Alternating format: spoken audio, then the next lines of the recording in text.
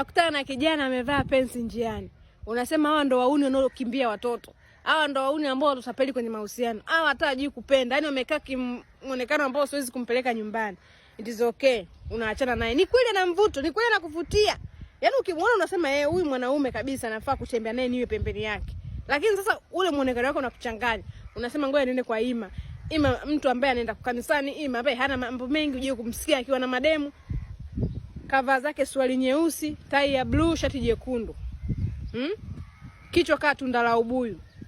Unaingia naye kwenye masuala na kupiga matukio mpaka unasema huyu ni Ima au ni Emmanuel. Unajua sasa huyu ni Ima ni Emmanuel. Jamani, tusijaji watu. Anakupiga matukio, kumbe huyo ndo anabadilishana yake. Sijasema kwamba kina Ima ndo anabadilishana, ila jamani tusijaji muonekano.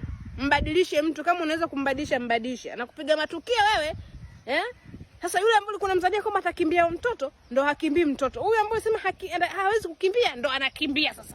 Tena anakukimbia. Oya anakupiga matukio na mashoga zako. Oya anakupiga matukio mpaka unachanganyikiwa. Wenzani wako hivyo, msidharau muonekano bwana.